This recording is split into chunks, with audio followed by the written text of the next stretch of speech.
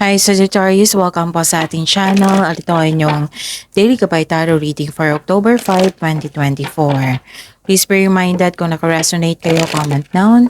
Kung hindi kayo naka-resonate, ibigay niyo po sa iba kasi channel reading po ito. This is for you Sagittarius ngayong October 5, 2024.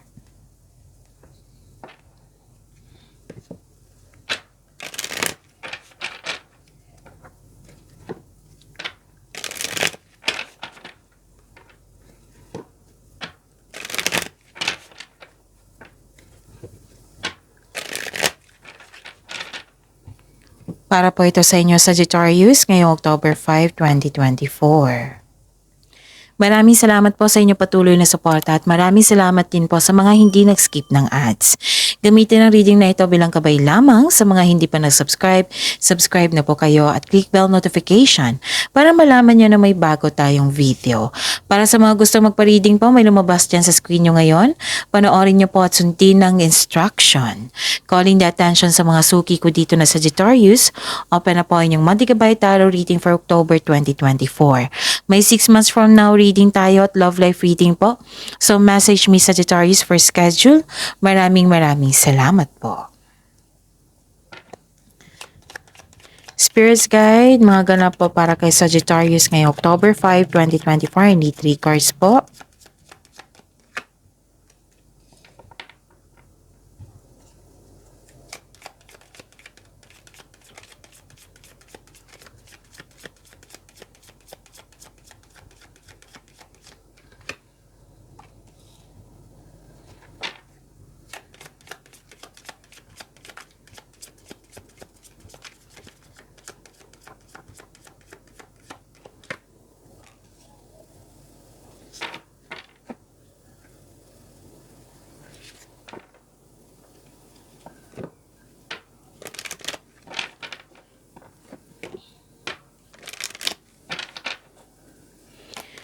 Spirits Guide, Angels, Archangels, Guardian Angels, message pa para kay Sagittarius ngayong October 5, 2024. I need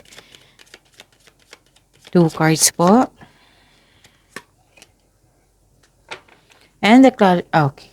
Another message po.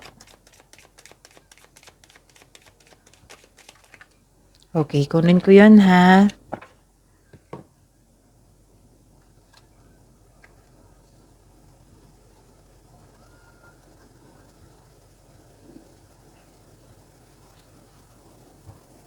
Okay, Sagittarius, ngayong October 5, 2024, nagkaroon po ng, okay, may concern kayo sa matigas ang ulo, ayaw makinig sa inyo. Or sobrang stricto. Yung nahihirapan ka sa kanya, kaya nag-decide kayong mag-let go. Magkaroon ng transformation. Yung nag-move forward kayo, tinulungan mo yung sarili mo para lumayo sa toxicity na ito. Pwede din nagkaroon ng closure, pwedeng nagkaroon ng end of contract or disconnection sa isang tao. Kayo po ay nag-move forward, Sagittarius, which is good kasi tinutulungan mo talaga yung sarili mo. Tama nga naman yung ginawa mo na mag-move forward sa pagbabago para darating. Kasi kung tatanggapin mo kung tanggap mo na ang mga nangyari, kung tanggap mo na ang mga nangyari, magkakaroon yan ng pagbabago eh. Diyan napapasok yung mga opportunity tulad nitong nakikita ko na may opportunity na dumating sa inyo dito. Pwedeng offer ito. Pwedeng offer sa trabaho kasi may nakita ako ditong signing of contract, long-term agreement, promises. Pwede din hindi signing of contract kundi promises. Pwede din itong sa buhay pag-ibig na may nag-propose sa iyo. May nag-propose, may nag-propose tapos pwedeng may kinasal. Okay? May nakita kasi akong marriage contract dito. At parang nahihirapan kayo sa proposal na ito. Parang you felt guilty, nahihirapan kayo sa paggawa ng desisyon. Yes. Okay. Ang sabi po ng Archangel Jophiel dito, go outside, get some fresh air and connect with the nature to relieve stress and gain your creative ideas. Okay? So, lumabas po daw kayo or mag-meditate kayo. Connect kayo sa nature. Kasi kailangan mong mawala itong stress na naranasan mo ngayon para magkaroon din ng sagot sa inyong mga katanungan. Okay? Para mabigyan din kayo ng mga ideas. Okay, wow. Gift from God. Gifts from God. Sabi po ni Archangel Sandalphon, we angels bring you gifts from your Creator. Open your arms to receive it. Wow, ang ganda naman, Sagittarius. Spirits Guide, ano po ang energy ni Sagittarius ngayong October 5, 2024?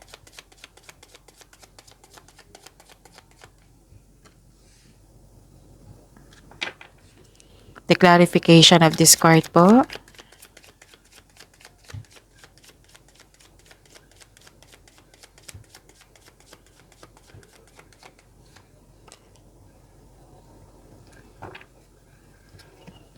Okay. This is a daily reminder. Panoorin nyo po yung last 4 days kabay tarot reading nyo po. Like for example, napanood nyo ito ngayong October 5, 2024. Panoorin nyo po yung October 4, 3, 2, and 1. Kung may nakita kayo or narinig kayo repeating message, kailangan nyo po iyan bigyan ng atensyon. Kung maaari po, bigyan nyo po ng solusyon at aksyon. So what is your energy, Sagittarius? Nakikita ko dito na may tao talagang hindi totoo sa iyo. May deception ako nakita dito eh. And malakas din yung intuition. Mataas ang inyong intuition, may sikreto kang malalaman ngayon o malalaman mo na kung sino yung taong manloloko or nanloko sa'yo. So this card also tells you na dapat ikaw ay magpahinga at magnilay-nilay, which is sinabi ni Archangel Jophiel dito. And yun, umiwas po daw kayo sa taong hindi totoo sa iyo. Kasi po, nakikita ko dito, ito ay isang kaaway na may masamang intention sa iyo.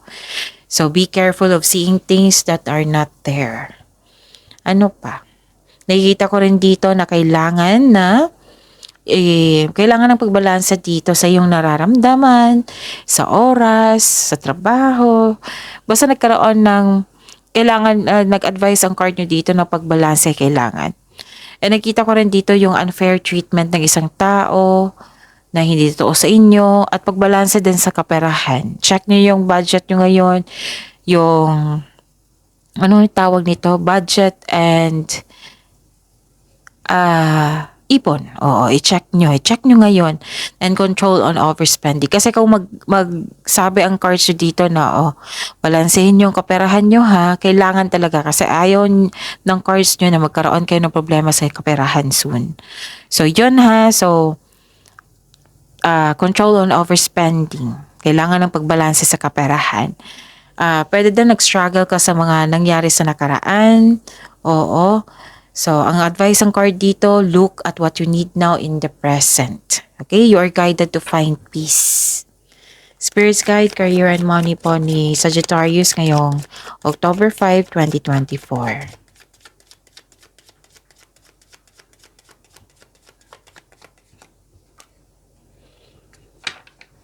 And the clarification of this card po.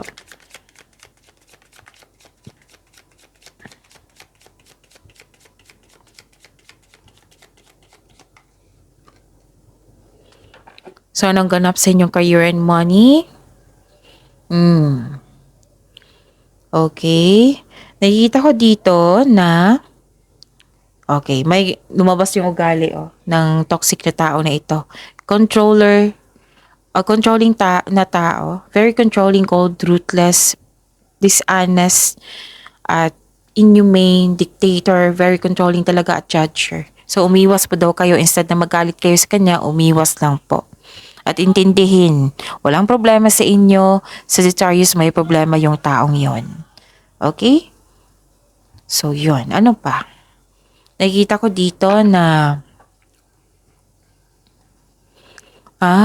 kaya pala salbahe tong taon to, no? Sa inyo. Kasi nakipag-compete siya, nakipag-rival.